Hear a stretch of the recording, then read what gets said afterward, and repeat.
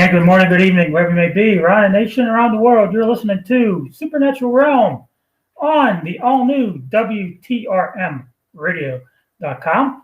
And we are the Trim Radio Network, where we serve the bull, where we cut the bull and serve the truth. You can find Supernatural Realm everywhere. Great podcasts can be found, such as Spotify, TuneIn, Podbean, Stitcher, and everywhere else. And tonight we have two very special guests with me. Their names are Dr. Dave Bettenhausen and Carla Bogni Kidd.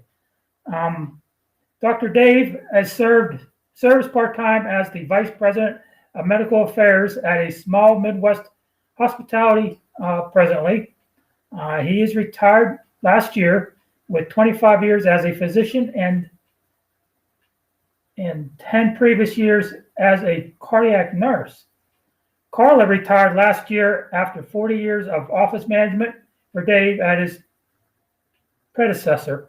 Dave and Carla have been best friends since 1998, when Dave purchased medical practice where Carla was the office manager. Together, they have been on a spiritual journey since beginning meditation in 2014. They have written 3 books, with one more releasing in 2021. The first is titled The Gift of Past Lives with Mother Isabel, God, and Aunt Elizabeth. It's a story of how they learned they have lived 29 years. They have lived 29 past lives together. Their second book, Hell No Reincarnation, is their reconciliation of their upbringing in Catholicism and other religions with what they now learned and believe about reincarnation. The manual explores just how God creates us and how that relates to our angels, spirit guides, astrology traits, and archetypes. Dave and Carla have taught meditation at their local university as well as their senior center and service organizations. They train with Dr. and Miss Brian Weiss at the Omega Institute in past life regression after writing their first 2 books to learn about regression therapy. Their goal is to share the message with the world that if you follow 5 simple rules, which are to live without conceit, jealousy, selfishness, unforgiveness, and do everything in love, you can liberate yourself from the wheel of karma and reincarnation, returning home to God, Source, the Tao, Creator. The answer is always love. Welcome back to the Supernatural Realm, guys. It's great to have you. It's great to be here, Tim. Thanks for having us. You're welcome. Yeah, you get through that introduction. It It does. It kind of takes all your energy away after you get through that. But that's part of being a radio host here. How did this all start for you guys? Okay, so back in 2014, Dave and I worked in a medical office together. He's a physician and I had been the office manager, and we had implemented electronic medical records, and it was stressful. If you can imagine, we were not in our 20s and we were not raised with computers, so we went from using, pen and paper to having to do electronic charts, and it was real stressful and it took a lot of hours.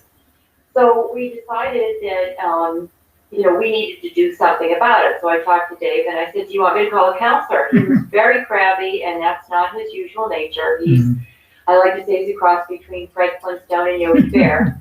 But I gave him 2 options. I said, do you want me to call a counselor, or do you want to try meditation? And he said, well, let's try meditation. So we decided to do that as an office. And we did that for the first couple of days, and the third day, the other girls didn't want to come in earlier because, of course, we were doing this before the patients began in the morning. So that's how it began. And then Dave never knew up until this moment when he began meditating that he had a gift to be able to connect to the spiritual world, just like we're talking right here.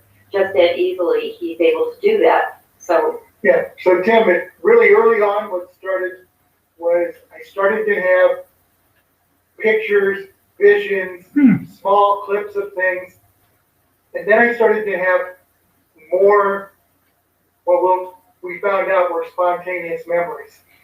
The first spontaneous memory occurred when I was standing suddenly in an alley and I looked across the alley and I could see Carla standing there, or at least what looked like Carla. She was younger. She had, I have to say, she looked like a flapper. She still had beautiful steel blue eyes.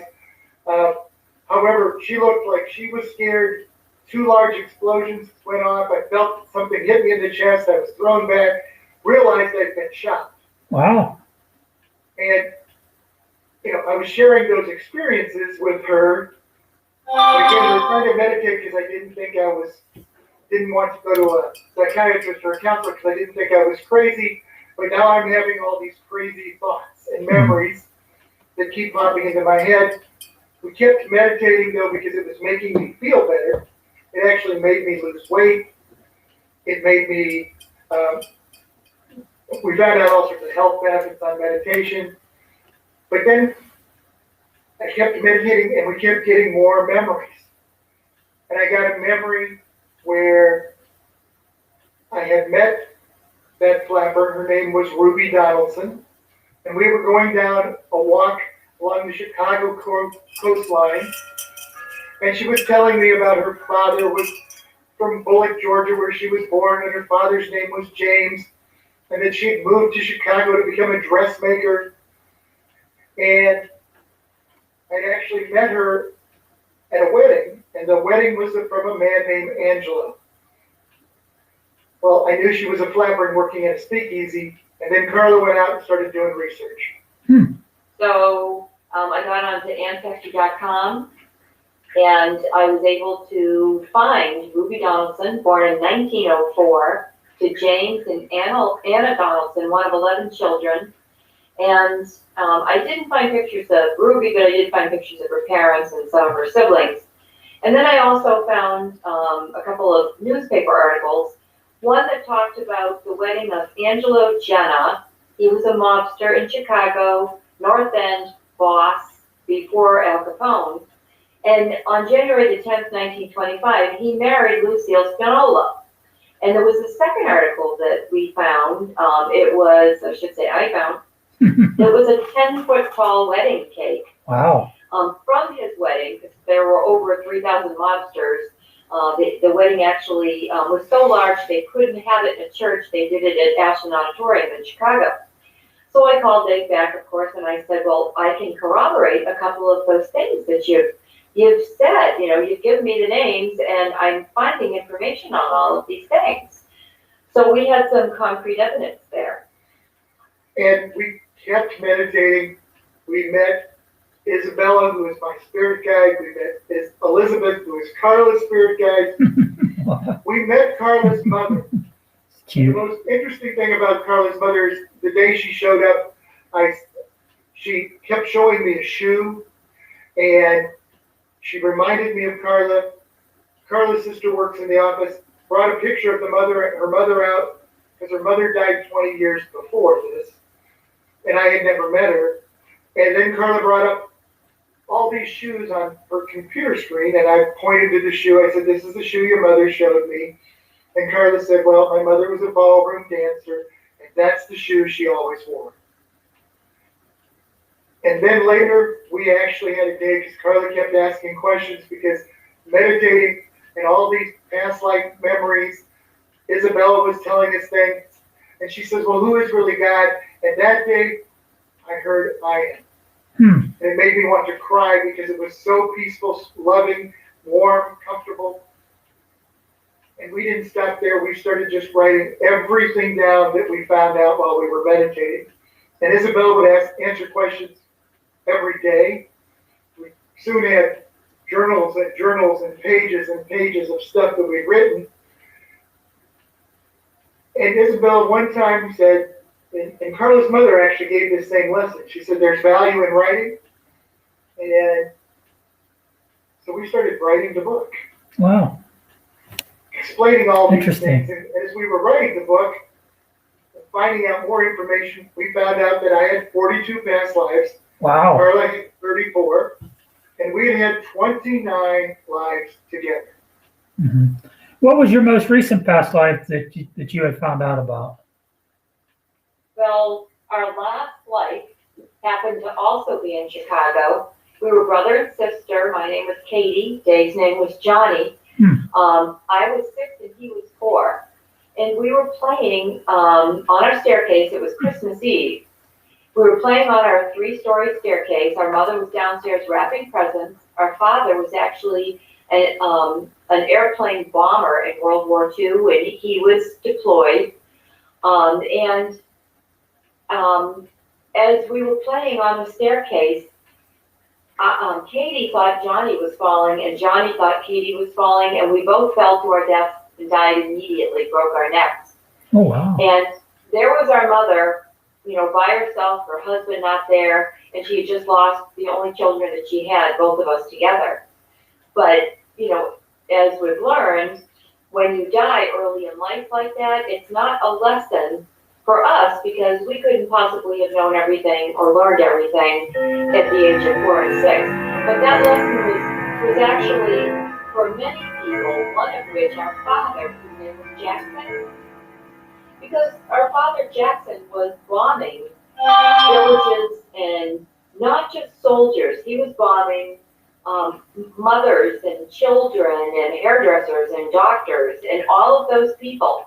But through him losing his own 2 children, he learned what it was like. He learned compassion. He understood what he was doing after losing his own 2 children. He realized the spoils of war. And it's interesting, Tim, because we actually looked at our past lives. Mm-hmm. And since you asked what our last past life Right. was, I'll tell you what our first one is. Okay. The first one is almost 6,000 years, or it's a little more than that, over 6,000 years ago. In close to the Mount of Olives, we were born. We actually researched it. There was a community there at the time, I don't want to say prehistoric because it's not exactly, but early human settlements were there, and we were born there.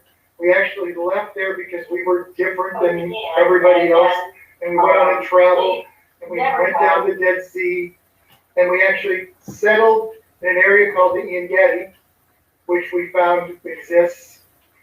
There's still a stream there that's called David's Stream, which we think is very unique, and Isabella says it's been called David's Stream since we moved there. Wow. We had an incredible garden because it is an oasis in Israel that is got lots of natural resources and water. We found that the first conflict, since we just talked about the last conflict, our first conflict occurred there because some of our neighbors were jealous of our garden. Because we had settled there first, our garden was large, it had vineyards, it had fruits, vegetables, and people were jealous, and they set our garden on fire.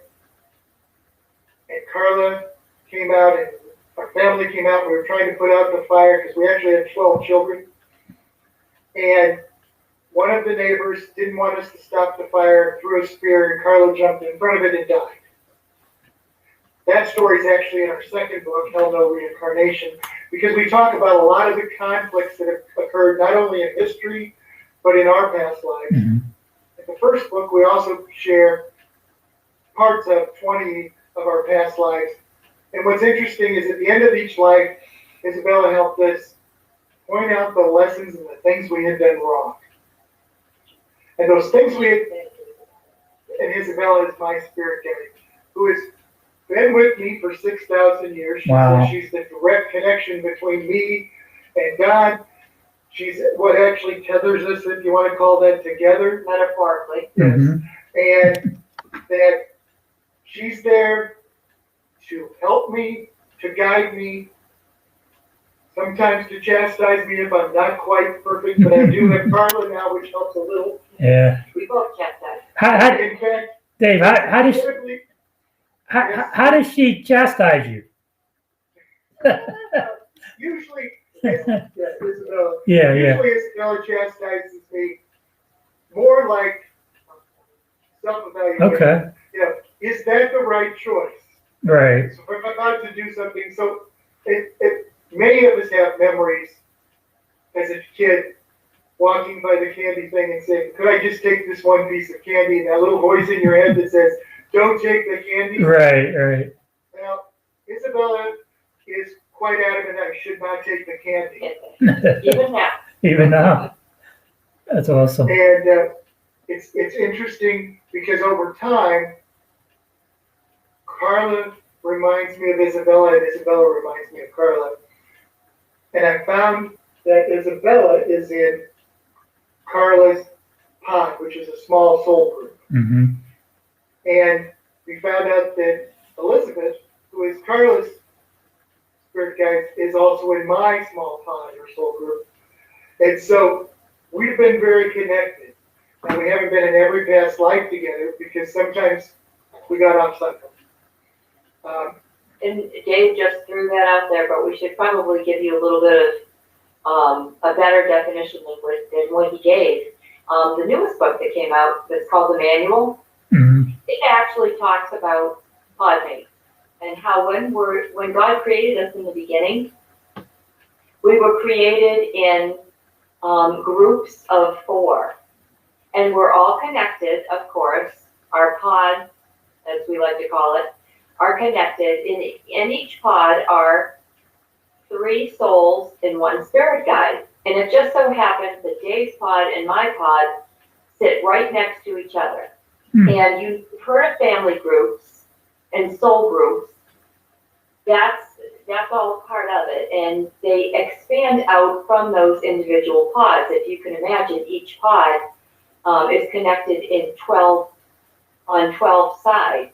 And they just keep connecting and keep connecting and keep connecting.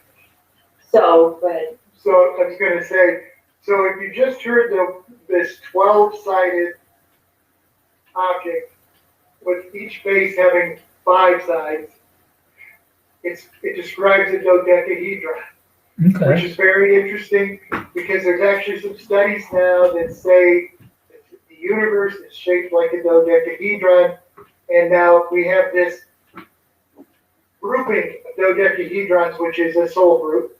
We have an entire group of dodecahedrons, and when dodecahedrons are stacked on top of each other, they actually stack with no void. So the universe and each individual pod is an area that is stacked next to other pods, so it connects to the 12 closest, those 12 collect to 12 more, and our soul group builds out from there. So the closer you are to the adjacent pods, the more often you show up in another life. And since Carla and mine are next to each other, of course, we showed up in 29 of our past lives together. Many of our families, they're connected the same way. The same people we see over and over, my sister, my husband, all of the above, over and over and over again. How do you, if someone wants to connect to their soul group or their pod, how do they go about doing that? Do they do that with meditation, or are there other ways of connecting? You're already doing it. Okay. The people in your life right now, the one I'm sure you've had it happen that you meet somebody and you automatically feel drawn Connected to them. to, right? And that's right. Yes, that's why. And then you also meet somebody and maybe you don't click and you don't know what the reason is. Mhm. You probably, they're in your family group also, but they're a karmic mate rather than a family mate. So in other words, you two didn't quite get it right, and you'll probably be back together to do it better this time. For instance, Mhm. our garden in our very first life, the neighbors that were so jealous of us that ultimately killed me with a spear, they are actually our neighbors right now. Wow. And he has been in our lives 21 other times, karmically. Wow. Over and over and over. And, it's not a surprise because I'm sure everybody can say they meet somebody and they feel real familiar with them, like they've known them a long time. And then there's other people, they just rub you the wrong way right off the bat, and you're not really sure why. Mm-hmm. Could that be a combination of the two, where you feel connected and they rub you the wrong way? Yes. Absolutely. So you could be a karmic mate, and actually, in the perfect scenario, is you guys would not get along. You would meet. You would work through your problem, and suddenly they would be friends. Mm-hmm. And in that case, you could overcome the past life karma because they've now become your friends, and they could become actually family mates from then on. Or there's the other possibility, which is sometimes to overcome your karma because somebody has been so negative. Sometimes the right thing is to walk away Mm-hmm. or not let them control you. Release the toxicity. You know, so Right. if somebody's abused you or controlled you in the past, in this life, you may need to not let them control you or walk away. Carla has a great example of that. In The Life is Ruby Donaldson, Mm-hmm. the man, Angelo Jenna, who owned her, who was the mob boss who ran the speakeasy, is actually her husband, her first husband in this life. Wow. And he was, Very controlling, but I overcame that karma and I walked away from it. Mm-hmm. and they're actually acquaintance friends. I mean, they don't see each other. No, we get along fine now that we're not together. Mm-hmm. That was the story with our former program director with the other network. We got along with him on a lot of levels, but the business side, there were disagreements, and I'm thinking maybe he was part of my pod, but we had to, for some reason, rather separate and go our own way and do our own thing. He was probably a family mate, part of your soul group, but a karmic mate. Mm-hmm. Mm-hmm. But your pod brothers usually will be very similar to you, Right. in characteristics and sometimes in features. And you don't always run across them, but a lot of times you do. For instance, one of the girls that we hired at the office was my pod sister. And people would ask me, is that your daughter? And I'd say no, and they would ask her because we worked opposite shifts, is that your mother? Because we had very similar qualities about us, even though there was a big age difference between us. Mm-hmm. Carla only looked 2 or 3 years older. Yeah, she's like 30 years younger than I am. So. It's interesting. But it's interesting that you follow through lives with some of these same people because they help you, Mm-hmm. or of course they need to test you. Mm-hmm. And if you overcome the test, you diminish your karma. And Isabella's given us the 5 simple rules, which are really live a life that's without conceit, selfishness, jealousy, or unforgiveness, and always do everything out of the intention of love. Right. You will overcome your karma. And love really does become the answer. If you love someone, you can't hurt them, and all of those things. And love is not jealous. It is kind, giving, caring, sharing. Mm-hmm. If those things make sense. Yeah, it does. I noticed with, some of my family members, my niece, for instance, where, the day she was born, I had this spiritual connection with her. And even to this day, I'll give her something, or I'll give her a candy bar, or give her ice cream or something. And I know that she likes that, that particular brand of ice cream. And she gets a big smile on her face and says, thank you. So there's that connection there, that spiritual connection there. Yes, absolutely. So we wrote the first book, The Gift of Past Lives, with Mother Isabella, Guide, and Elizabeth. Mm-hmm. And that was telling about our experience, and then, we went on to add 20 of our lives with the lessons in that book. And then the second book, Hell No Reincarnation, it was our way of reconciling our Catholic upbringing with the research and our own experience there. Again, we put 7 more of our past life stories in there with the lessons.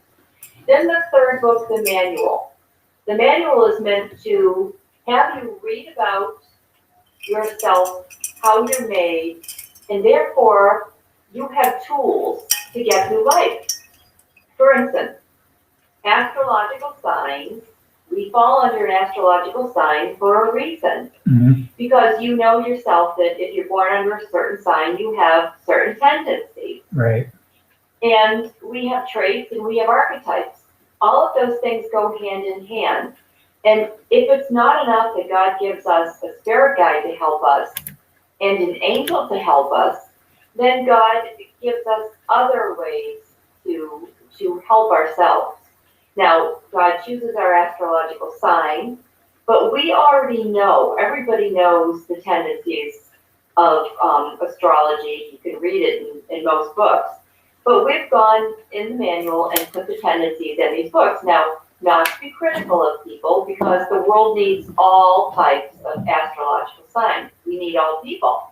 You could read your own astrological sign in the manual, and you could say, wow, I don't sound like a very nice person. Mm-hmm. That's not the point, because you're a different astrology sign in every life. Why? Because you cannot learn unless you've done that. You cannot learn unless you're on the other side. So let's say this time you're a Pisces and last time you were a Virgo. Now you understand what it's like to be both of those. Then there's your traits and your archetypes. So all of those things go hand in hand, and you're getting a picture. Each one of us are unique. We're not cookie cutter. Right. But with all of those tools, they're meant to help us so that we can live a life without conceit, jealousy, selfishness, and to be forgiving and do everything out of love and compassion. Mm-hmm. Do you think that each life that we live prepares us for a future life and the choices we make? I guess I'd say the easiest answer to that is yes. The choices you make in this life are going to affect your next life. If any of the choices are based on selfishness, jealousy, unforgiveness, conceit. Mm. Because those cause some karmic debt that you're going to carry with you. And so to extend a little bit more on what Carla said, what month were you born in, or what's your birthday, Jim? I was born September 26th. Yeah, Libra. Yeah. Libra. So my father was a Libra, and he was a wonderful man. Mom's a Libra too. She's October 1st. Two Libras in the house, huh? Well, Yeah. 2 Libras in the house, that's good, because Libras usually get along with each other. She's laughing back there. She's laughing. So anyway, Libra comes with a specific karmic debt. Just like every astrological sign, and they're split up into threes. If we started from the beginning, we'd say Aquarius, Pisces, and Aries all have a yellow angel under the legion of Mariel, and that's the angel of selfishness. Now, that doesn't mean we're selfish. It means that in a prior life, we showed selfishness in one form or another. Could have been selfish with our time, whatever the case may be, but God gave us the angel in this life to help us overcome so we would not make the same mistake. And then after Aries comes Taurus, Gemini, Cancer, and they have the pink angel in Shamuel's legion. That's the angel of conceit. And that doesn't mean I'm going to spend all day in front of the mirror. It could mean that. It could mean that you think of yourself first, or you think you're always right. And then after that comes Leo, Virgo, Libra. You have the green angel, which is Raphael, and that's the angel of jealousy. That doesn't mean you're jealous right now and you want what everybody else has. It means that in a previous life, you displayed those characteristics and God gave you the green angel to help you through. So Tim, since you fall in that category, you should ask yourself, how am I doing with jealousy in this life? Mm-hmm. You're doing good. Doing good. Am I over? Yeah. Yeah. And That's after just. that comes Scorpio, Sagittarian, and Capricorn. And they fall under the red angel of Uriel. And Uriel's legion, they are the angels of unforgiveness. So if you're one of those three signs, you have a problem with unforgiving Mm. and you need to work on it, or you did in the past and we're hoping you don't in this life.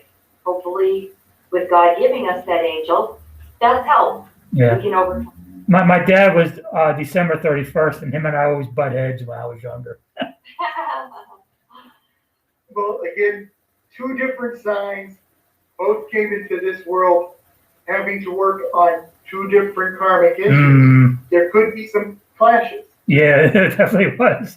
I believe that. Yeah. You know, if your father thought you were being selfish, Because he is jealous. and then he's not forgiving. Yeah. Okay, so he's got to either try to forgive you for not being one of those things. He did forgive you. Again, you may have thought, why is he so unforgiving? It should be about me, which would mean selfishness.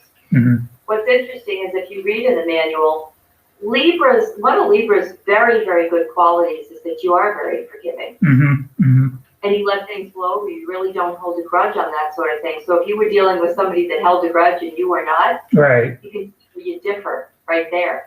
But it's necessary for the world to have all types of people so that we can all work cohesively together. Mm-hmm. Yeah. If it makes sense to you, Tim, the time of your birth can be coordinated such that it assures that you're going to learn those lessons. Mm-hmm. And so you come back at the right time to the right parents. You either may have karma with them or you're going to have karma with your neighbor wherever you were born, but under the right sign that's going to test your selfishness. So you may be again with other people who are selfish because that'll cause a clash. Or jealous, whatever the case is, if you've really overcome it. Mm-hmm. That way it's all coordinated so that you get your lessons. I'm going to give you another example because we talk about traits, and traits we call things that we observe in nature. And one of the traits we observe in nature is the loon. The loon nests or takes flight. So if you can imagine, part of the test there is to see whether or not you're going to stay home with your family, be a strong parent, or if it gets too difficult, are you going to take off?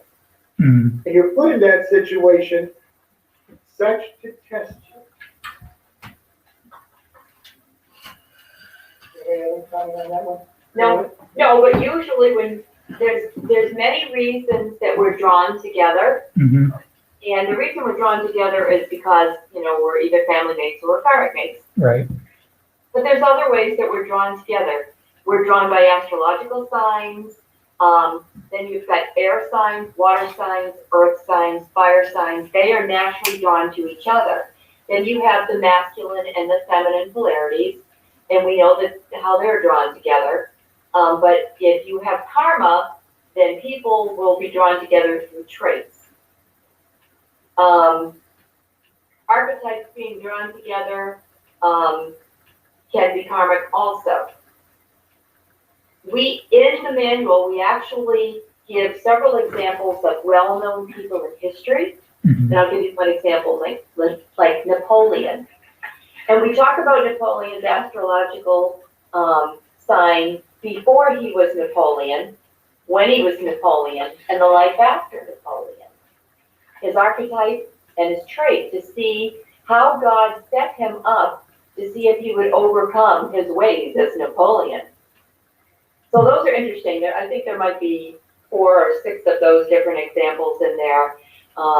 Cleopatra was one, Napoleon was one, and it's just so that you can see how it played out because most people have heard of Cleopatra and Napoleon.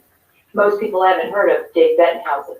Mm-hmm. Now, we do have a past life story in that book, the story of Katrina and Giovanni. And we actually go back and look at the life before, the life of Katrina and Giovanni, and the life after, and see what our astrological signs were, how those were coordinated so that we could see the karma and how it fell.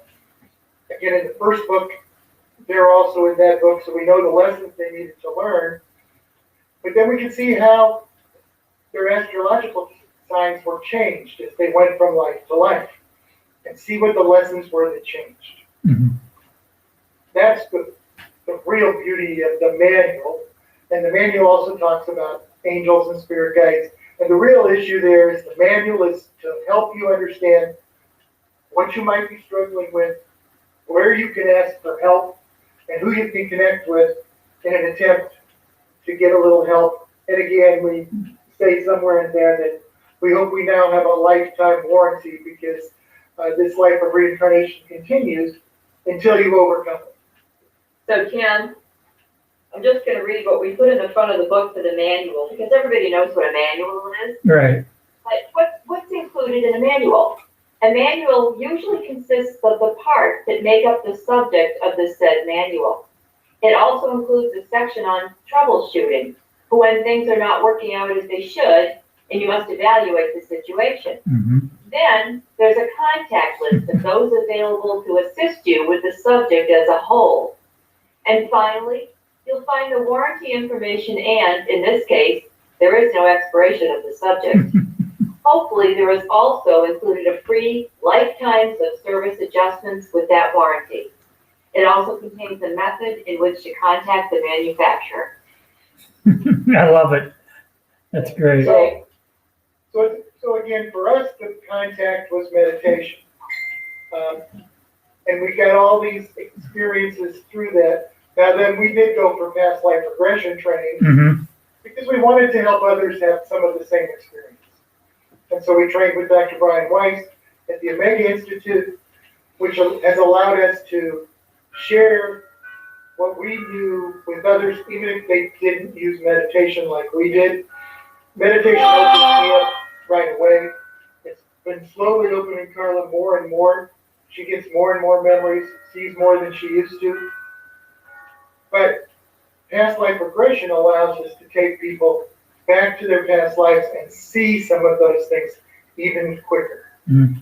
So if they don't want to, now I encourage everybody to meditate even before they ever have a past life regression training or experience, because it helps open you up and prepare you for the visualization and things that happen during it. But it really does help. It was an exciting training with Dr. Weiss, because we sat there in a room with 150 other people who had experiences just like us. From all over the world. Wow. Carla has the best story yet, is a young lady she met from Chile. But Dave didn't say this, but we didn't go and train with Dr. and Mrs. Weiss so that we could do it as a profession.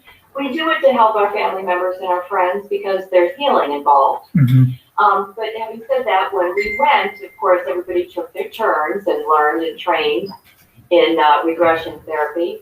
And I had a young girl there that was from Chile.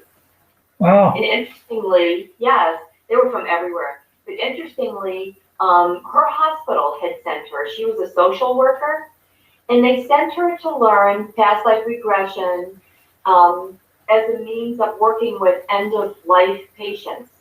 Now that's fantastic, Interesting. because Yeah. anything that could make somebody, that's at the end of their life feel comfortable and not have fear, it's wonderful.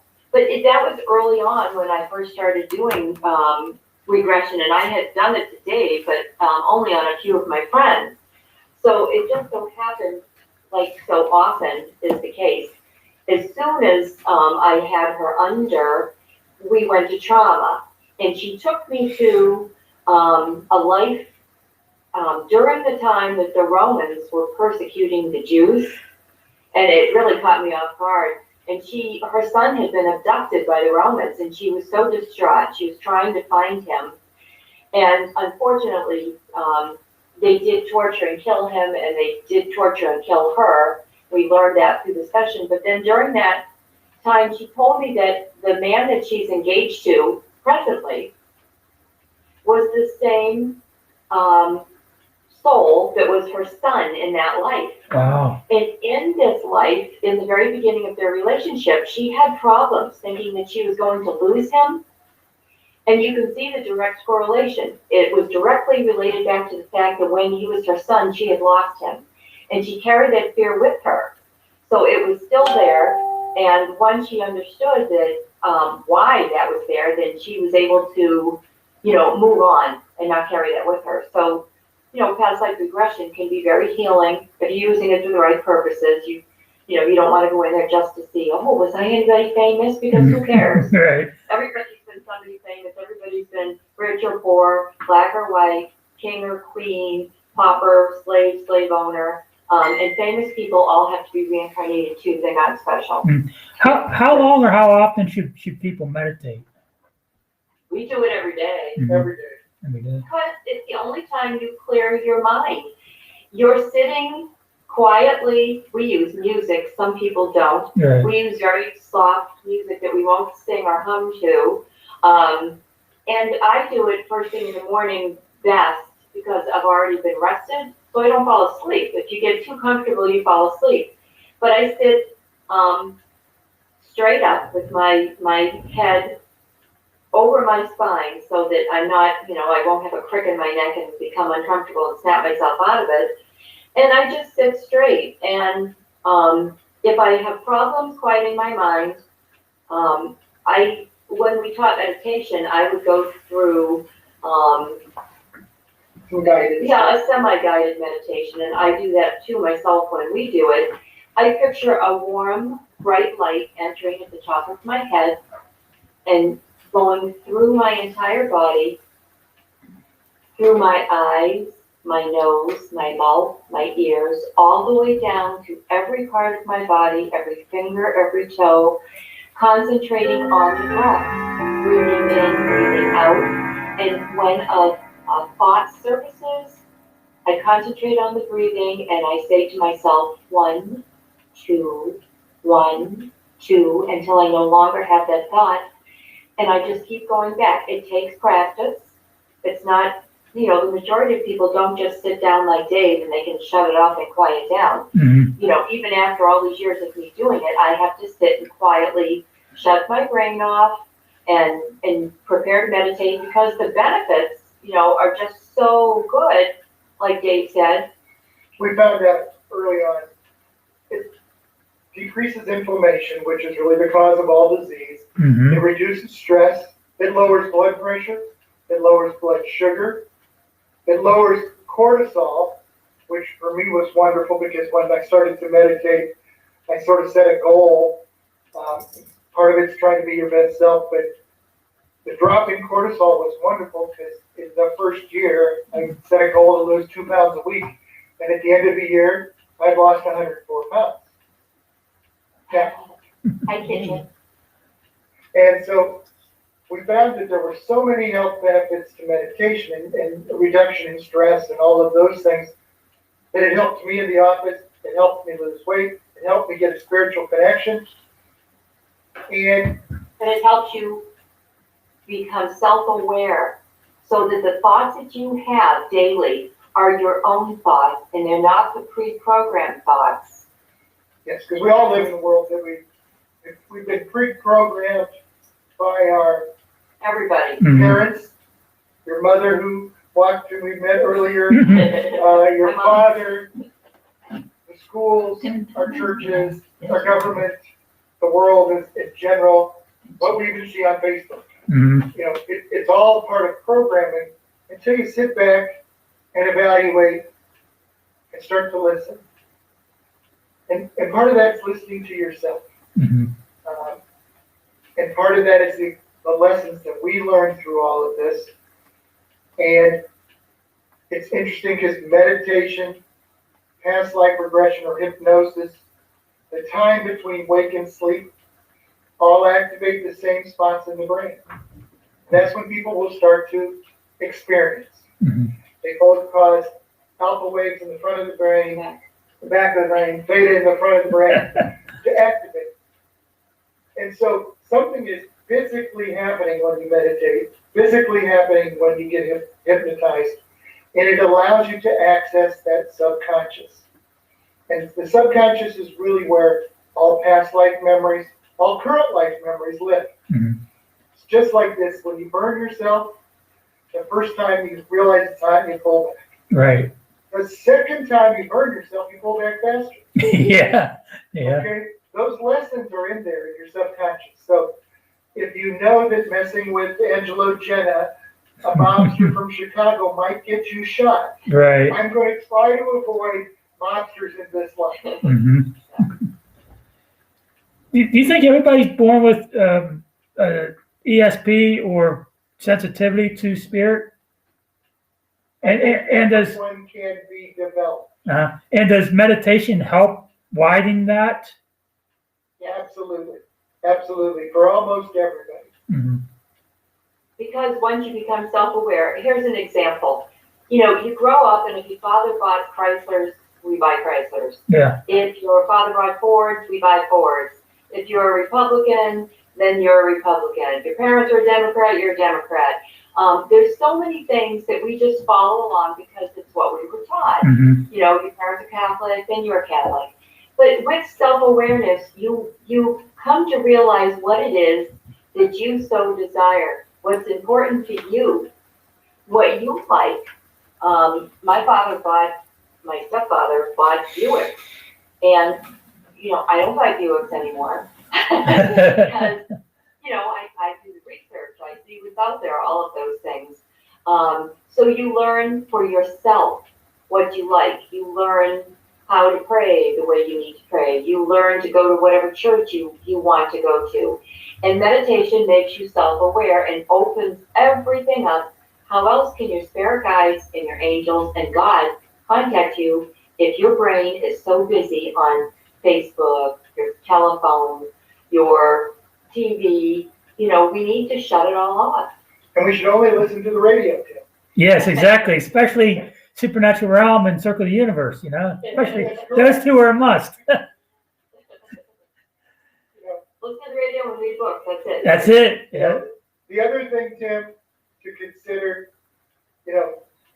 for some reason, there's been this understanding that 2,000 years ago, God quit talking to us. Mm-hmm. Why can't you connect now? If you look back through history, there are many Christian, Muslim, Jewish mystics that have been getting messages throughout time. Yet, Main Street Church says, we got some lesson in the Bible, and that's it. Mm-hmm. Nothing changes. There'll never be any different. God can't reach you. You can only reach God through the church. And anything outside of that's evil or demonic or the devil. Yeah. Correct. Yet, if you get on some of these spiritual sites or reincarnation sites, there's person after person after person that shares experiences where they have talked to, and I don't mean just mediums, where they've talked to their angels and spirit guides, passed over loved ones, and they have even said they've talked to Jesus and God. Mm-hmm. It's not uncommon when you go to these pages, these sites, and you can tell the ones that are like crazy, people with crazy thoughts, and the ones that actually are sincere, and they were very touched by the experience that they had. So it's happening out there, and more of it is becoming more known because people are speaking up. They're not afraid to say anything now. In the past, if you said it, look at what they did with Joan of Arc. They burnt her. Yeah. And all the women that were supposedly witches, they weren't witches. Right. They weren't doing casting spells. They were talking to the spiritual world. So hopefully things are changing. Mm-hmm. And we try in our message, Tim, to let people know that God, source, Tao, creator, whatever they want to call that title, Mm-hmm. I say God hasn't stopped trying to reach us. Is still involved in our lives. Is part of the process. That we're all a spark of love from God. That God is active. The third book discusses how active he can be. Mm-hmm. The second book discusses how the church wrote reincarnation out of the system. Mm-hmm. Because if the church can't threaten you with hell, Right. church doesn't have any control. Mm-hmm. It's exactly what it is. That's why they took a lot of the books out of the Bible, because it didn't fit their narrative. They want to be able to control people. That's right. Correct.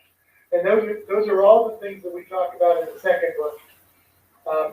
In fact, we'll give you the example. If you really look up in a Hebrew Bible, it's written in Hebrew, Aramaic, or some of the early Greek translations, they talk about Sheol, which is just a place that people go to die when they die. It's not hell. They talk about Hades. It's just a place that people go when they die. The same descriptor could be heaven. They talk about the Valley of Gehenna, which is the sewage ditch outside of Jerusalem, where they used to throw things out. Excrement. And they also would put people to death and burn them there. And so there were fires burning all the time. That's the Valley of Gehenna. It's an actual physical place outside of Jerusalem. The King James Bible, anytime they said the Valley of Gehenna, they put the word hell. Mm. Anytime they said the word Sheol, they put the word hell. Anytime they used the word Hades, they put the word hell. Right. Because the story is we want to control you, and Exactly. King James's wife was Germanic, and Helia was the goddess of the underworld. Mm. And so they used Helia as an example of hell, a pagan god to describe hell. Mm-hmm. That's interesting, because I always wondered why they came up with this word hell, of this fiery, dark place. On our website, Tim, we actually have a little YouTube video that we did. Is there a hell?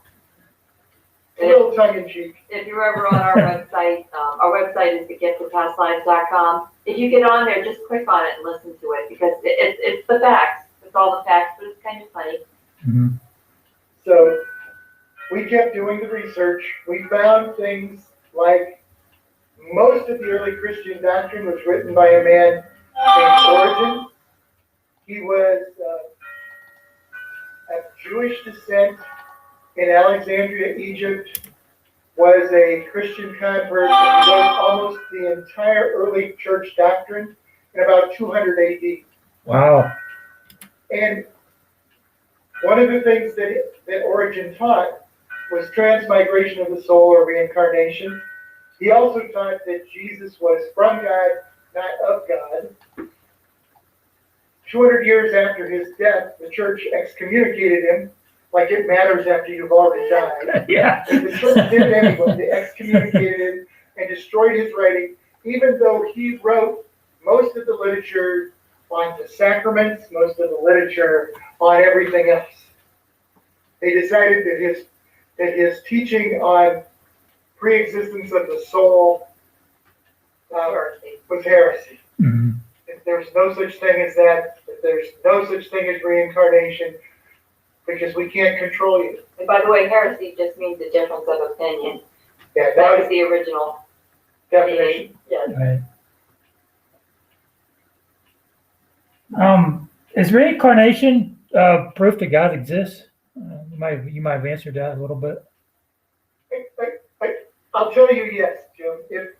If you think that your spirit goes on and on, if reincarnation exists, that means there's a place between reincarnations you go. It means the universe has a beginning. Mm-hmm. It also means the universe, but that's another proof that God exists. But we can go back to that. God exists because the universe has a beginning, and so there has to be something, because cause and effect exists. Mm-hmm. So something must have caused the beginning of this universe. By definition, that has to be something that doesn't need a cause, that is powerful, that is intelligent, because life and the way the universe is developed is different than even science would predict. Mm-hmm. Evolution has occurred, all of those things. And so all of those things prove that there is some form of intelligent design. So if intelligent design exists, the creator must exist. If we have an existence and the existence continues, that's not only in this physical plane, then there is an afterlife. There is a heaven. And then because of all those things, it's a really good example that God probably exists. Mm-hmm. And If God doesn't exist, then there is no authority, and there is no defined place that we can start. mhm.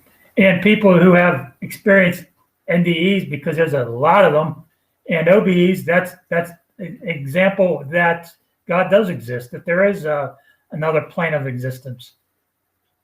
Past life regression, NDEs, children that have childhood memories, people that experience spiritual experiences or spirits, all of those things are proof that there is a life after this one. And all of them report the same thing. They report a tunnel that they Mhm. traveled through. Mhm. They report meeting spiritual beings, Jesus, angels, God, and being told that they're not done. And they return. Even though they don't want to, because there's love there, there's no wants or cares. Why would you want to come here? And Right. unfortunately, some of us still have lessons to learn, so we get there in our past life review, and they go through the lessons. And it's beautiful, it's warm, it's comforting. There are no wants and needs, and yet we're told you have to return because your lessons are not done. Mhm. Past life regression, near-death experiences, and the experiences of children who have these spontaneous memories all suggest that the same things happen. Right. You guys ready to take a break? Sure. All right. You're listening to Supernatural Realm on WTRMradio.com, the Trim Radio Network, where we cut the bull and serve the truth. We'll be right back right after this. Don't go away.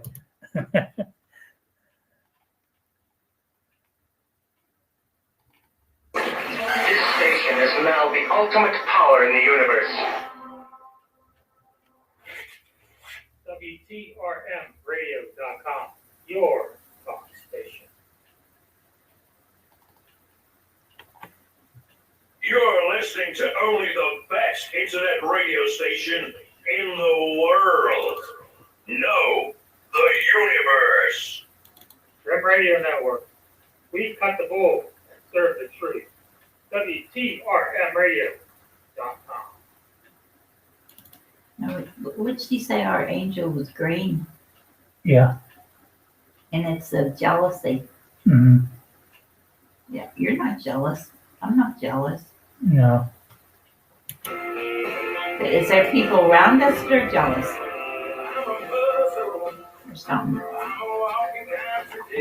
Huh?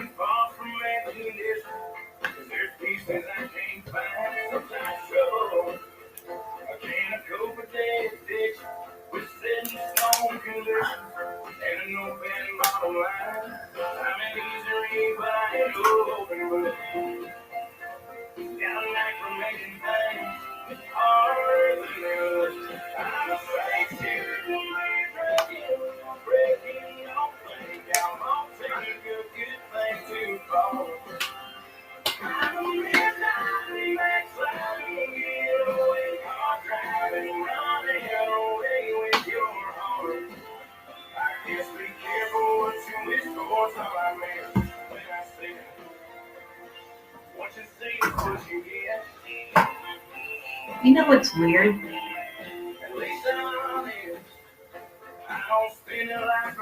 Tim. Tim.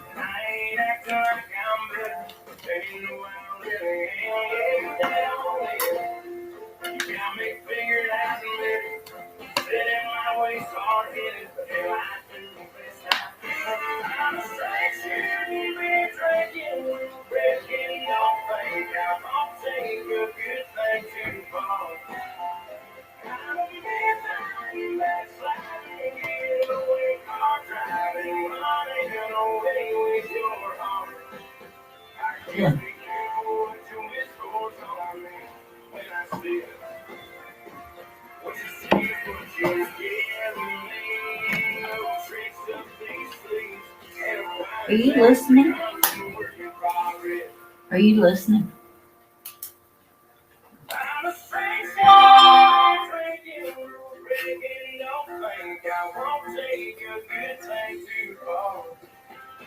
Oh,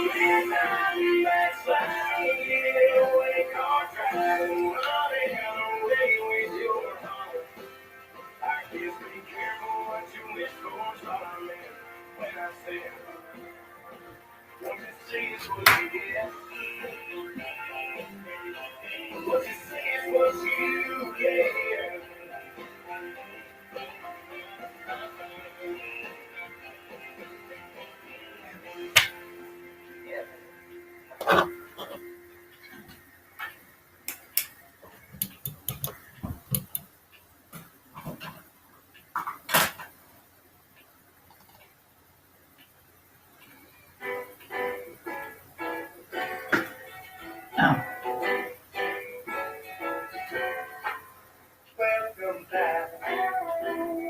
Reading for you to about. Welcome back. playing it for them. That same old place that you laugh about. With the names and all things that you roll around. With the dreams every day that they come around. Ooh, the coffee, just the coffee. Yeah, where we used to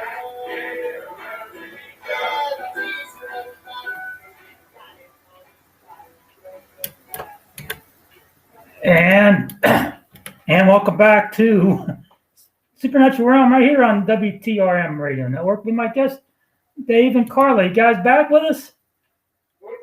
All right, great to have you here. I guess what we've been talking about for the last hour and 10 minutes is proof that we were created with a purpose, doesn't it? absolutely created with purpose. That's really part of this lesson. If we exist with no purpose, if we're just here and leaving, if there are no consequences of any action, then what you do doesn't matter. Mm-hmm. How do you know what your purpose is? Literally, the world of evil could exist just because you wanted it to. Mm-hmm. You could kill just because you wanted it to. There would be no consequence. And the reality is there is a consequence for everything, even killing yourself. One of those spiritual laws is that shortening the life of any soul keeps it from learning the lessons that might have been the lesson that it needed to complete its journey. Mm-hmm. And so you can't even take your own life because you would shorten the potential for you to learn the lesson you were meant to learn in this life. Wow. Well, for people that struggle with their purpose, what message or what would you say to them if they're struggling with, they keep asking themselves, why are they here? What's my purpose in life? The first thing I'd say is the easiest way to not concentrate on yourself is to concentrate on others. Right. Volunteer, adopt a dog, do something where you're not focusing on yourself and that in meditation, you will learn about yourself. You'll figure out what your purpose is. Your purpose might not be that you have to be, a rocket scientist. We don't all have to be rocket scientists. We have a niche. We have somewhere where we fit in. We have something to do with yours as a podcast so you can talk to people Mm-hmm. and help people through your podcast. With us, it's writing our books so that people will hear what's truth and what isn't. Mm-hmm. And the other thing, Tim, is we're not meant to be in this world alone.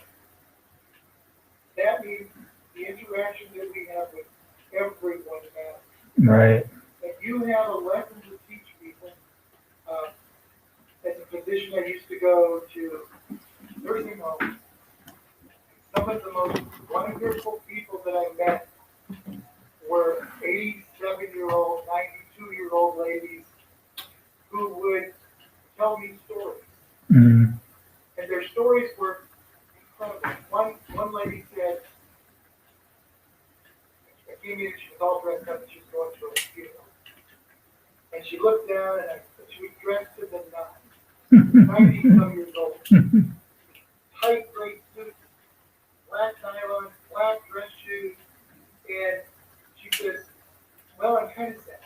Mm-hmm. And I said, is this a close friend? No, she said, this is the last person I know. Oh. says, but I'll never have to wear these same black shoes again. Because she said, I bought them 54 years ago, and I wore them to a funeral, and I've only worn them to a funeral. I never have to go to another funeral except mine, and I'm going barefoot. That's the lady that you want to know. Because she has the right attitude.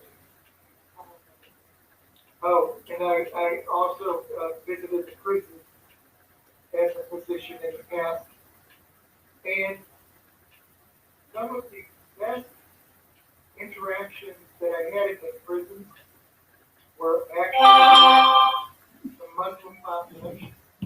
Oh, wow. They were the most caring, the most open. They became mature. They would gather new young people who came in and try to teach them new lessons. One man was there for life.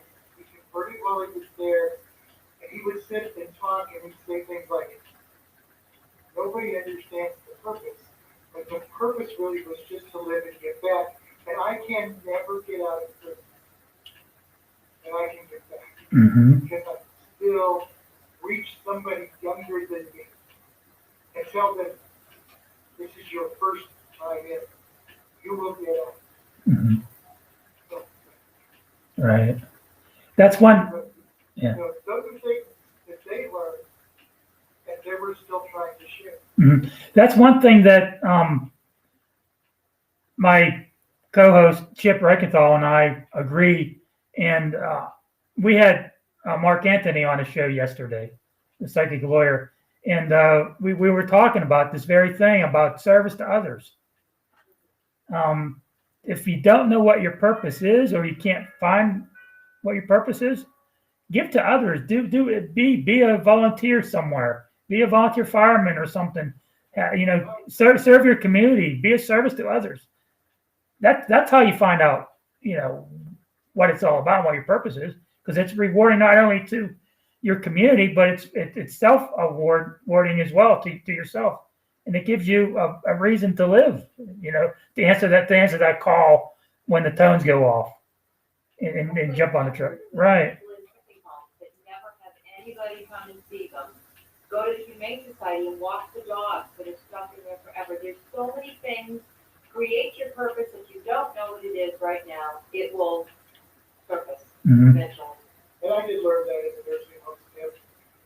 So I went in to see them for a health problem. But what they really wanted was somebody to share something. Mm-hmm. They just wanted to talk. Those became the best ones. Things in my office. Sometimes it's what the patients tell you about their family that matters more than what they tell you about their health. Mm-hmm. Because it does affect their health.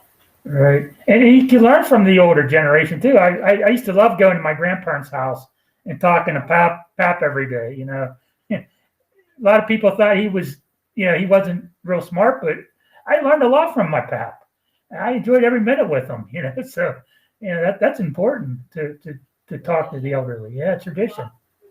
Right. It's too bad where you did. It gave you a reason to get together, learn from each other, spend quality time with each other. Even if I did not love watching Lawrence, well, I did it, and I learned a lot of it. Absolutely. Yeah, we found that looking back in past lives, we find lessons that hopefully we don't have to learn now. Mm-hmm. But the lessons like there really is no winner. We've had past lives where we've been on both sides of the same war. You realize war is fighting yourself. You realize that there's a certain amount of force even in the world today, whether you call it the persecution of the Christians by Rome, whether you call it the persecution of the Jews by the Holocaust. Napoleon did the same thing. He put people into the bows of boats and gassed them and killed them. These lessons keep returning because we're not learning these lessons. The lessons need to be shared. History needs to be shared. Past lives need to be shared because we don't want to repeat the same lessons and keep on this cycle that we're on now. Mm-hmm. What are your thoughts on old souls? And how many lives do you think that we live before we're gone. Well, The We're speaker. all old souls. we're Mhm. all, yes, we're all souls pre-existing. We're all created at the same time. There are some who are at their very first life. Mhm. That's why we can do population growth. There's still new souls coming in. But they've been watching. Hopefully they've been learning something as they've been watching. If you want to talk about a limited life, the limit probably 6 or 7 million years from now, because we're talking about what it's taken for the Earth to get to this point, and what it's going to take till it probably explodes and destroys. Now, we can talk about that because the way mankind is, we maybe destroy this Earth faster. Mhm. And a lot of times we do say, try to take care of this planet because you're going to come back to it again. That's important to do that, right? Carla, you and Dave had mentioned earlier that you both had broken your neck in a past life. Yes, Do you both suffer from neck problems today? we actually both do massage therapist. Dave has an appointment on Friday with his chiropractor. Absolutely. Yes, because you have what we call soul memory. Yeah. And he Right. travels with us. Dave actually was stabbed, You have a question, Mom? many lives back. Oh no, she was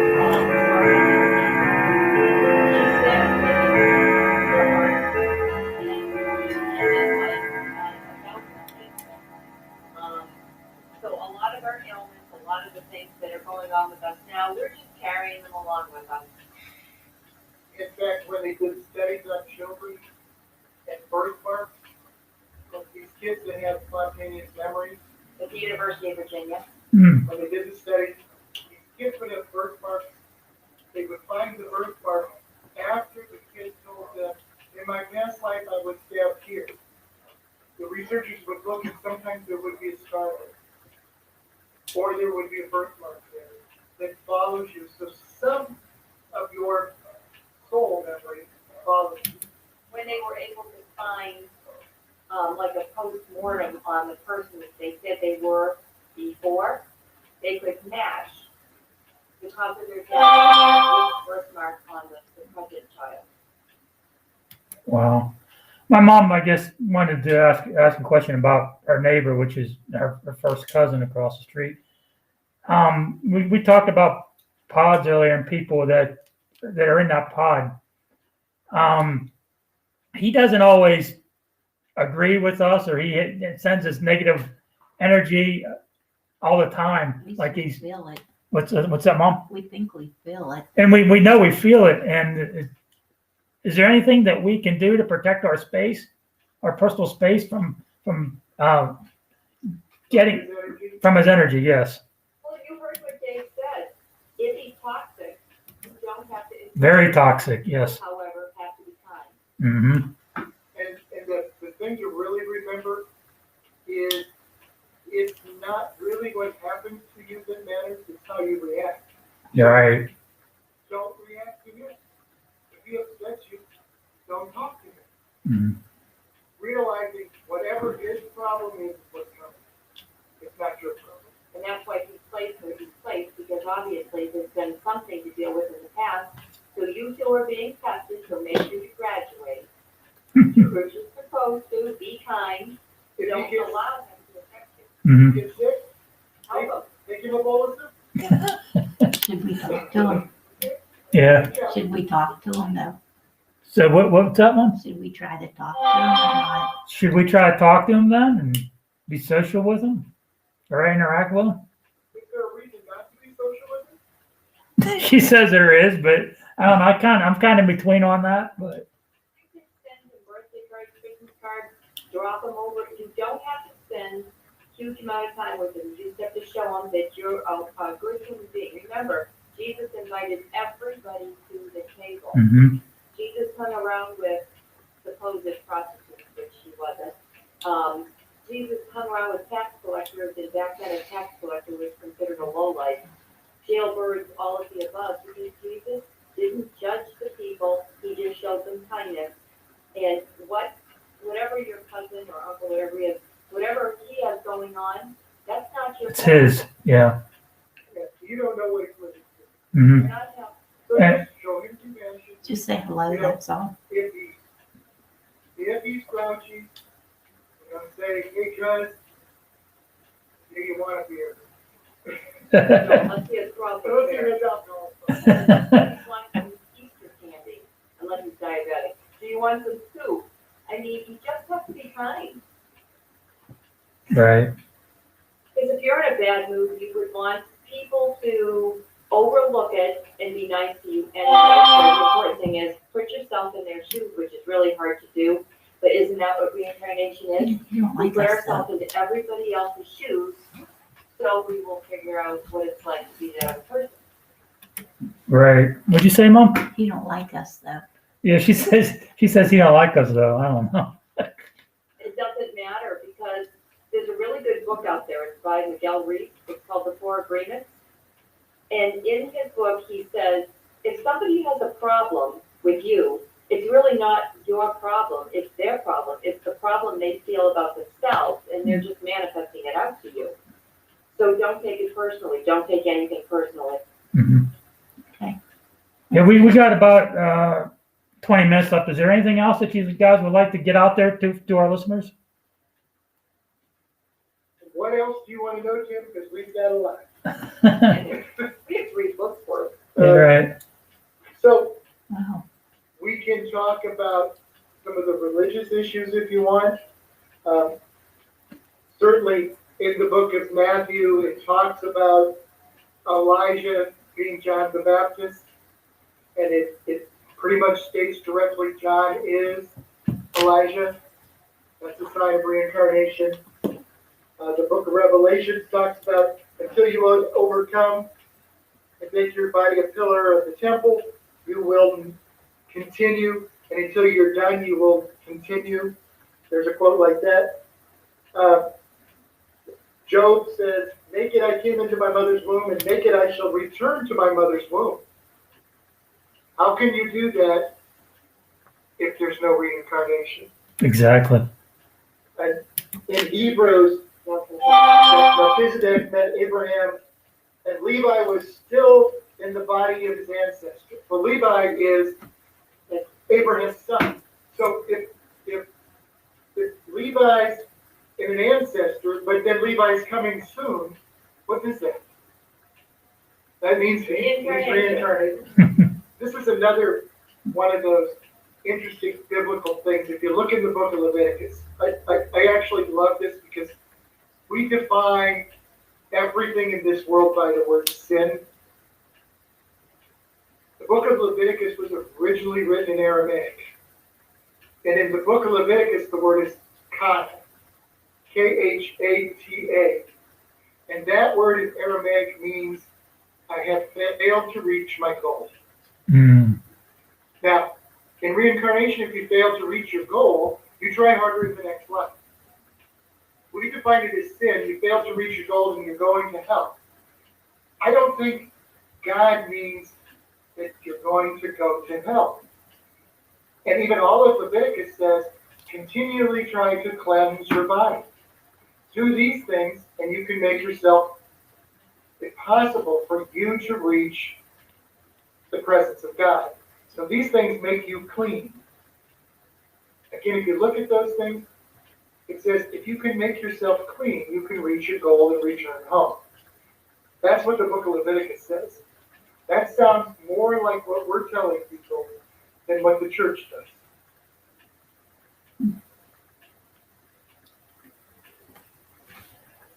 Dave and Carla, what are the 7 planes that of the universe that are designed by God? Great question, Tim. We can certainly talk about that. Okay, so you hear all kinds of things about planes and dimensions and all of And that. vibration Mhm. and everything else. Right. This is what has been given to us by Isabella. This is in the manual. And the 7 planes of the universe, they're God's design, not ours. And Right. with each plane, the vibration increases the closer we get to God. So on plane 1, that's the Earth. Plane 2 is where we wait to reincarnate and where we go immediately after death, on death. That's the pod, our little home. Those are our pods. Plane 3, that's where we have our past life review or atonement. Plane 4, that's where our angels, spirit guides, our other guides, like a past life guide, is where our animals go, and that's where the workers for God are. Some souls reach this plane because they've followed their path and they've done everything without conceit, selfishness, jealousy, and unforgiveness. They've done everything in love. So they will remain on that plane, and God may put them to work, or God may ask them to go back to help another. Plane 5 is what we refer to as over the horizon, aka heaven.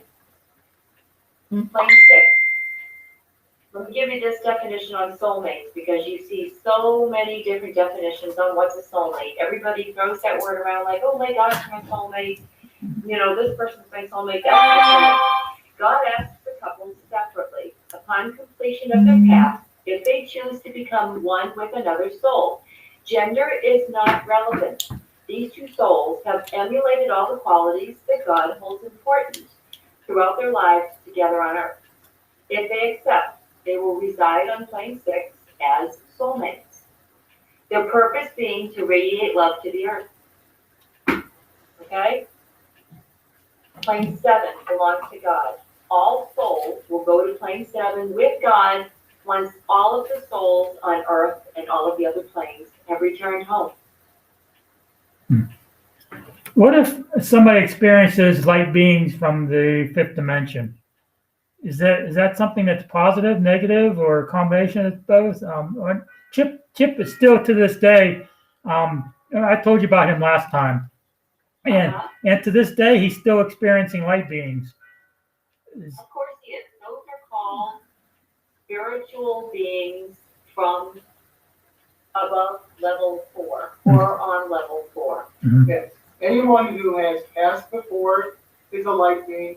Those people who have completed enough of their paths that they've reached up to a high enough level, a higher vibration, if you want to say that, those people could have had lives on Earth. Mm-hmm. They've now reached a higher plane. Or they could be a spirit guide. They could be an angel. Those are all beings of light. Mm-hmm. Because you are no longer physical.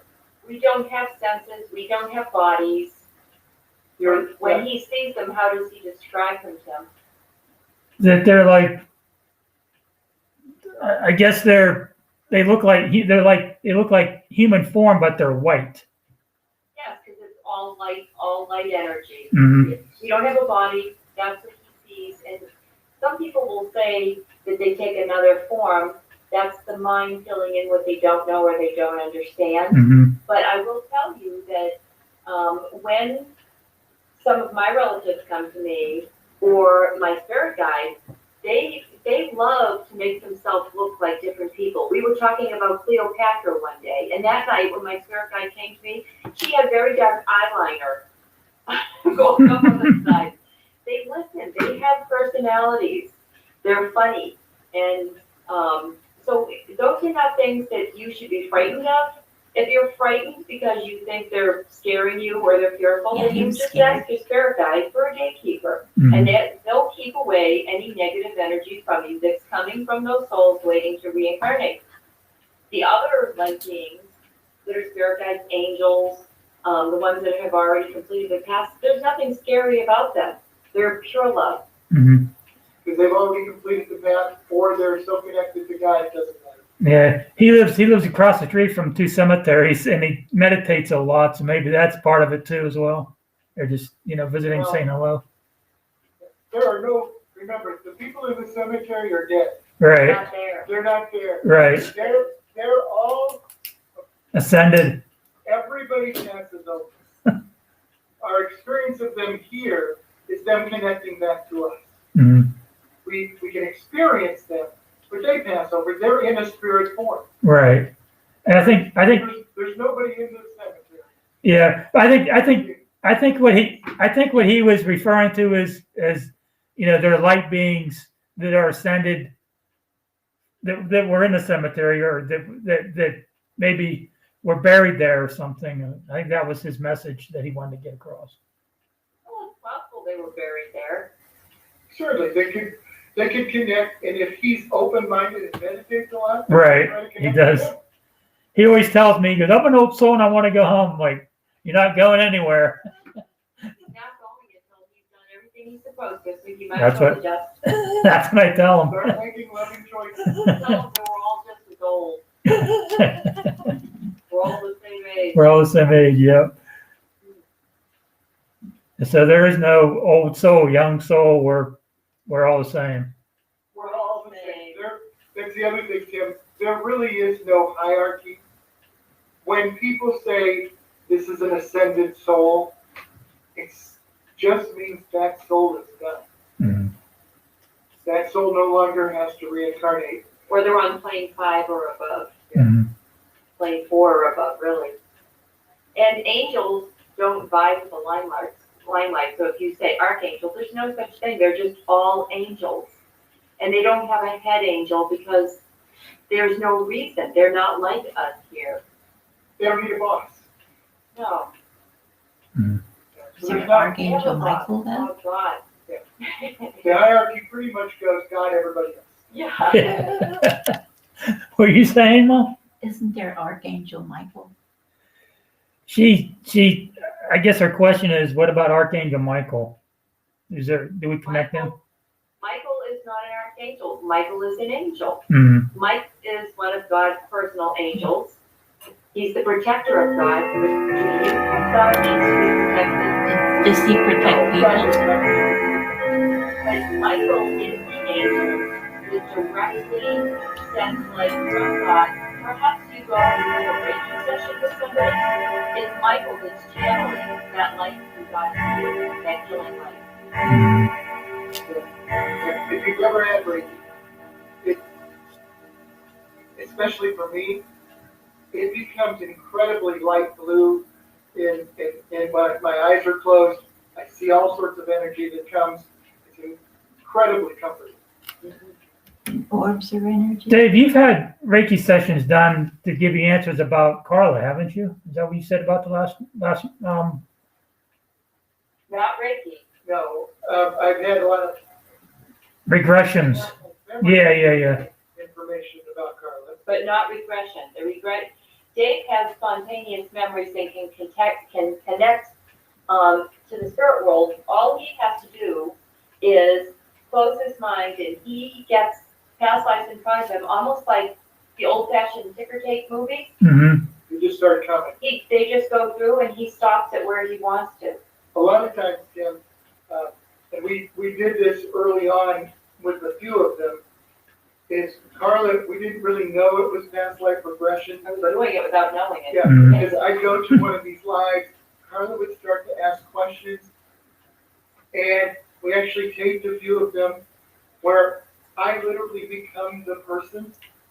And so there's a Than he was before. and so there's a life where I was an 8-year-old boy and I was stuttering, and Mm-hmm. I'm trying to get it out, and I'm excited and I start to cry and I can't actually get the words out. Yeah. And there's a life as a indentured servant in Bermuda to British royalty and soldiers. British soldiers, Good yeah. British soldiers. And I'm taught to read and taught by them. And while we're doing that, and I go to that life, I actually get a British accent. He's like a British rogue about him when he's talking. It's way more proper than I actually talk. Mm-hmm. And he'll say breeches or trousers, and those are not terms. He says his pants now. Yeah. But when he's in those lives, he'll speak like that. Mm-hmm. Yeah, I'll do that when I'm like doing intros for my guests. I'll get so excited about the guest that I'll start to stutter. I don't know if you noticed that or not, but that happens a lot. I think we all do it at one time or another. Mhm. It's just us trying to grab our words. Right. Sometimes your brain's going faster than you Exactly. know. Yeah, exactly. Yeah. But actually, when Dave was the 8-year-old boy and he stuttered, Mm-hmm. when he asked Isabella why he stuttered in that life, she explained to him because in a former life, when he was an underling priest, Mm-hmm. the Mayans were torturing young children and feeding their blood to the sun god. But historically, you can see that you can look that up. It's all real. And she said that he didn't speak up for the children. Now imagine that he didn't speak up for the children. So in another life, they made him a stuttering boy. Mm-hmm. See the correlation, see the karma there. Yeah. What about? I watched somebody die in that life and I couldn't tell anybody. Yeah, last night when we had Mark Anthony on, we were talking about abductions, and a lot of times, it'll pick certain families, and every generation it'll pick a family member to abduct or take onto the ship and do poke and prod and do things, or have experience. They will have experiences with the UFOs. Is that something that you've heard of as well, and something that's common? No, I'm just going to say that, Tim. I understand people have these experiences. I believe they're experiencing across generations contact with something in the spirit world. Mm-hmm. They don't physically leave any place. They think they've left. They have an experience that's out of body. They're in contact with someone or some being that's going to probably return to this earth, who's trying to influence the future. Mm-hmm. Because those who are going to come back sometimes try to reach us here. We're not supposed to really hear about the future, but they try to reach us in an attempt to influence the world they're going to return to. Mm-hmm. And if you believe in God, do you think God would let scary creatures come and put fear into us? Probably not. No. God would not. But if you have this pre-programmed into you and you have fear and you're already open, and maybe other people in your family are very open, and because of religion and fear, and early on people were told this is something to be afraid of, this is the devil trying to reach you, these are scary creatures.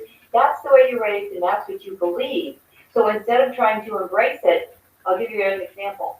Dave has a very good friend who can talk to passed over people. Mm-hmm. And he's raised Baptist. He's scared to death.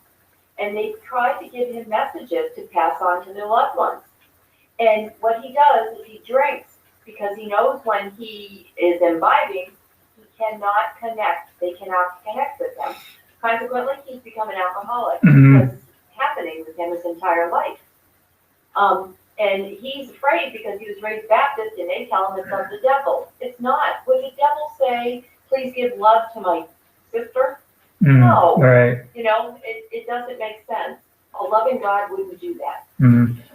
And all of the stories throughout history, Tom, are the same. It's okay. Are the same. If you look back, you find the Sumerian history that talks about these beings from space that came down and placed us here. And then you talk about the Book of Enoch that talks about watchers and angels that come down and become part of human existence. Or you can talk about some of the general religion that talks about God and angels exist and spirit guides exist. All of those are actually just explaining the exact same thing. Some beings from the sky. Why are they beings from the sky? Because in the beginning, all mankind was basically in the same area of the world, temperate climates close to water. Hot. And so there were no mountains. And none of the gods lived with people. None of the space aliens or the people from the sky lived with people. They all lived in the mountains or up in the sky. It's a common myth that's occurred throughout human time for 6,000 years. That there is something that's out there that's higher than we are that comes down here and places. Mm-hmm. There's a lot of talk about Mars, and they believe that maybe life. There was once life on Mars. What's your understanding of that? What do you think that there was once life on Mars, or do you think that we could return there at some point? I'll tell you, Tim, the one proven experience that the Earth has had that potentially could be associated with life outside of this universe or even outside of our planet. It's a oval-shaped asteroid, cylindrical, that passed through in 2017. Okay. In 2017. They call it Bogni. It's this large asteroid that passed through it sounds Hawaiian. Right. Anyway, it passed through From outside our solar system. outside of our solar system, through the solar system, out past the sun, and the trajectory was an abnormal hyperbole. And so, potentially, scientists argue that it could be a sign that something was traveling by propulsion or steering. That's the only actual proven existence of anything on that might even remotely be considered foreign or alien. And the reality is, we're all aliens. We Right. all were created in heaven and placed on earth. And when we asked Isabella, and I asked her over and over and over, is there life on other planets? She says the same thing every time. Not yet. Not yet. So maybe we'll be heading there sometime. What did you say, Jen? I said, so maybe we'll be heading there Well, I hope some it's point. not us. I hope it's the next section of people. Right. Next Our generation. generation is not going to reach them. No, we don't want to. No. The next group of newbies. Yeah. Yes, now, this is something interesting. Tim, and I heard this the other day, is what if we're going to plan to go to another planet? What do we have to learn? First of all, we have to learn that it's going to take thousands of years just to get there. Right. How are we going to have those people ever come back and tell us they make it? That's one. All we did. And the only person, the Hopefully. only group that we can possibly learn from are the Hebrew people, because they started writing thousands and thousands of years before, and they still keep their same culture. So we have to teach them how to journal all the way till they get there, 2,000 to 3,000 years, and journal all the way back, or they won't remember who we are. Well, they'll be reincarnating over and over and over again. They won't be the same person. They'll be dead in a ship, going to and from 10 times. Correct. How many generations would it have to take to get there? Yeah. I guess they're taking, they're interviewing people to go on the space rocket or something as astronauts.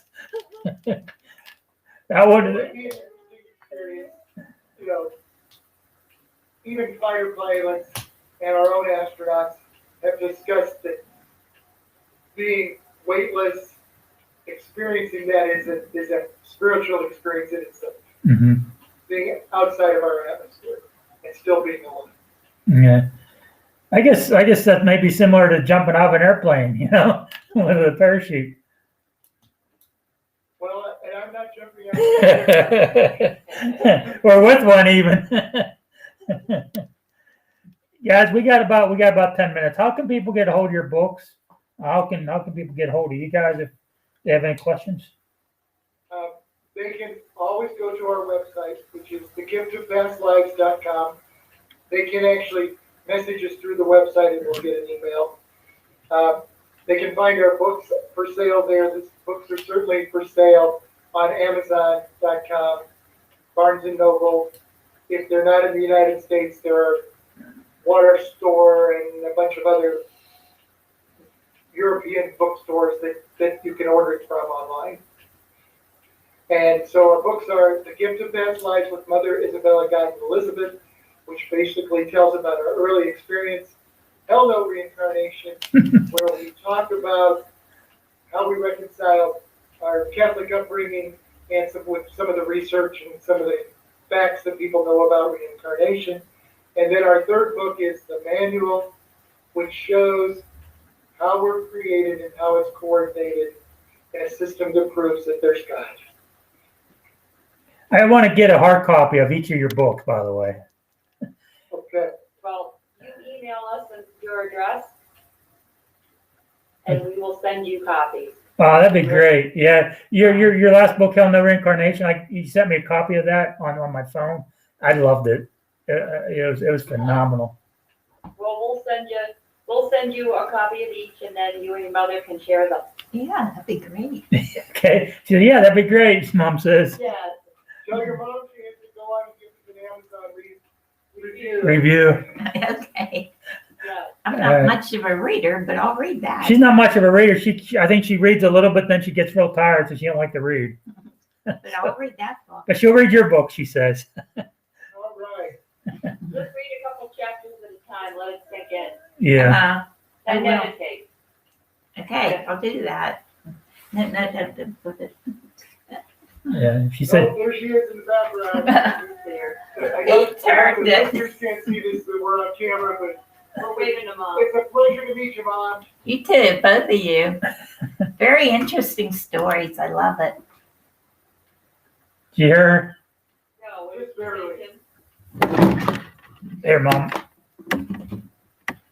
I said, I really love your stories. They're really interesting. Thank you. Thank you very much. Thank You're you. welcome. We appreciate you saying that. Mhm. Remember, the first book has 20 of our stories. The second book has 7. And the third book intertwines one particular story throughout the whole book. Mhm. And in the third book, we actually have little excerpts from my own mother, from Dave's own father, from Dave's spirit guide, from my spirit guide, and then there's a section written by God. Very good. How do you know who your spirit guide is? Yeah, I think they answered Mine that. is Elizabeth. Mine is Isabella. Uh-huh. And how would I find out who mine was? You have to meditate. You should start to meditate. If you want, I will work on yours.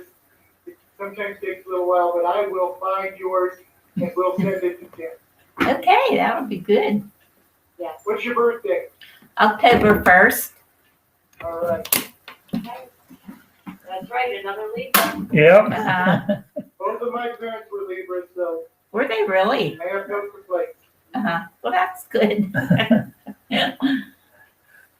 All right, guys. It's been a pleasure. Always For sure. to have both of you on the show. And, wow, this is really phenomenal. And it's been really fast too. I mean, every time you guys come on, the time just flies by. Time flies, that's for They'll sure. have to be back on. It's been an absolute pleasure. But see, he stuttered. It must be. Or we're getting old, one or the other. I certainly didn't know. Well, send us your address. Okay, thank you so much, guys, for coming. Okay, Come on. thank you. Our pleasure. All right, It's great. all right, mate. Good night, Mom. Good night. Take Good care. night. Take care. Good night, guys. I'll send you a copy of the show tonight. I'll send you an MP3. We appreciate it. Thank you. Thank you. really All right. Good night, guys. Good night. Good night.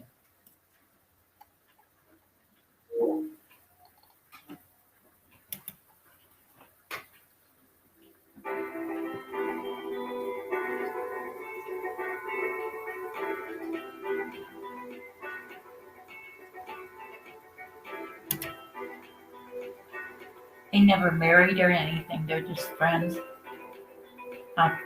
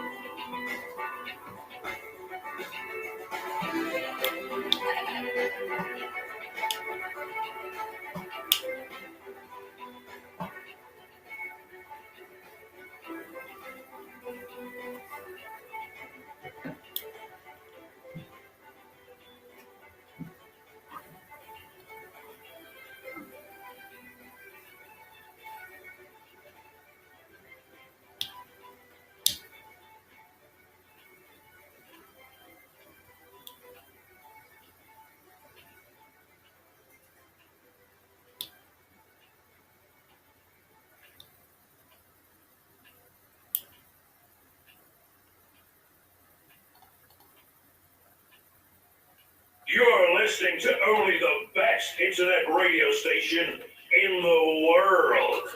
No, the universe. Red Radio Network. We cut the bull and serve the truth. WTRM Radio.